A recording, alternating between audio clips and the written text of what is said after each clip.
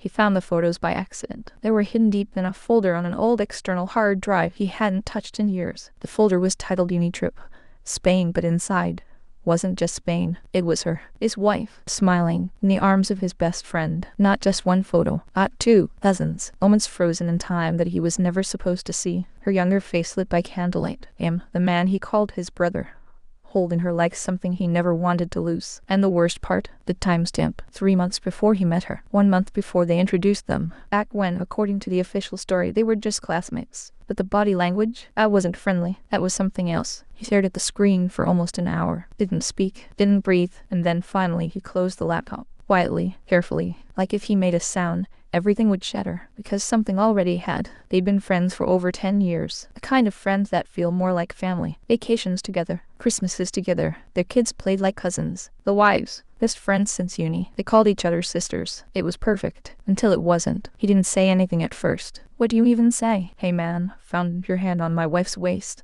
From before we met.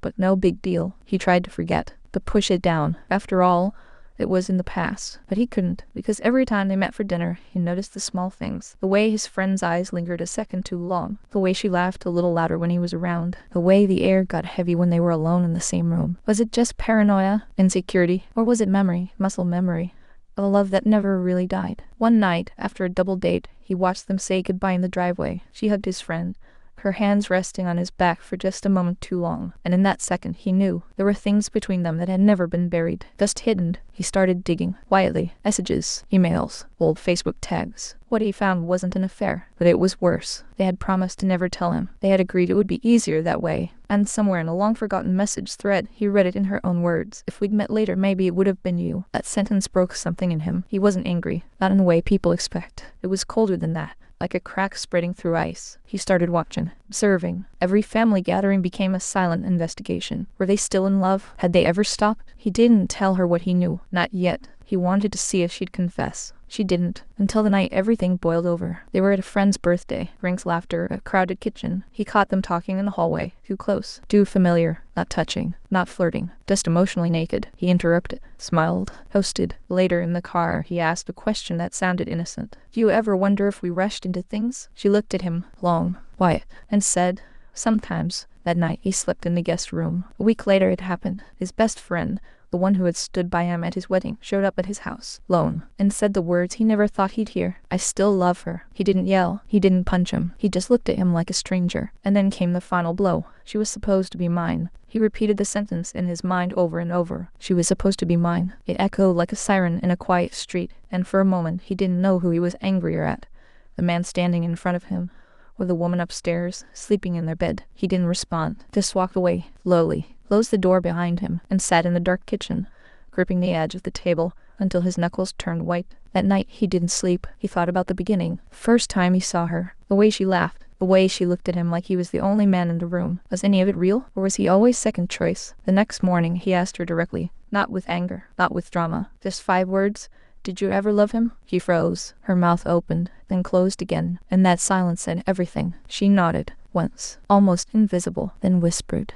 I did. But I chose you. The words hit harder than any betrayal, because they weren't a confession. They were a truth she had lived with for years, and he had been living a lie. He didn't ask why she never told him. He didn't ask if she still loved him now, because some answers hurt more than the questions. They went on pretending. For a while. Dinners with friends. Family barbecues. Polite smiles. But under the surface, everything had changed. He couldn't unsee the photos. She couldn't unsay the truth. And he couldn't forget the look in his best friend's eyes, the one that still believed she belonged to him. One evening, their kids were watching a movie in the living room. The adults sat at the table, sharing wine, laughing at old stories. And then the conversation turned to what ifs. What if we hadn't gone to that university? What if we never met? What if life had turned out different? And she said it, casually, like a joke, looking straight at her old flame. Well, maybe we'd be together instead. The table went silent. After died in midair, her husband stared at her like she just set fire to their entire past. But she just took a sip of wine and changed the subject. That night, he packed a bag, not because he was leaving, but because he needed space. From her, from them, from the version of his life that suddenly felt like fiction. He stayed at a hotel for 3 days. She didn't call. She didn't text. On the 4th day, he came home, sat her down, and said, I don't think we're married anymore. Not really. She didn't argue. She just asked one question. Do you still love me? He didn't answer, because he didn't know. The divorce wasn't dramatic. No slammed doors. No custody battles. Just papers, signed quietly, like a final period at the end of a sentence no one wanted to finish. They told their kids it wasn't anyone's fault, that sometimes people grow apart, but even the children knew better. Kids always do.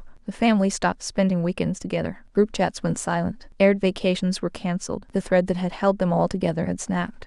And when it did, it tore everything around it. His ex-wife moved into an apartment nearby. They kept things civil. They co-parented. They smiled in front of others. But the warmth was gone. And the worst part? The other couple stayed together. Somehow, he thought they would split too. After all, the man had confessed his feelings to another woman, his best friend's wife. But they didn't break. They built a wall. They ignored the storm. They chose silence over truth. From the outside, nothing changed. Barbecues resumed. Birthday parties happened. But now, it was all just polite performance. Two broken families pretending to be whole. And sometimes, late at night, he'd wonder, what hurt more? Losing the woman he loved, or losing the friend who loved her too? Years passed. Memories faded. New relationships came and went. But deep down, something stayed with him. A lesson maybe. A scar. He had lived with someone who had loved another man the whole time. Not actively, not obsessively, but quietly, deeply, unshakably, and he had known. In his gut, from the moment he saw those photos, he had known. We talk a lot about betrayal, cheating, lies, secrets. There's another kind, the silent kind. The kind where no one crosses a line, because the line was never drawn. Where no one says I love you, but the feeling is louder than words. Where you build a life on top of someone else's buried love story. Somewhere out there, maybe in another version of this life, they ended up together, and maybe everyone was happier. But in this life, he chose the wrong wife, and she never stopped wondering what it would have been like if he hadn't. Sometimes the biggest betrayal isn't what people do, it's what they don't say. Subscribe if you want more stories like this.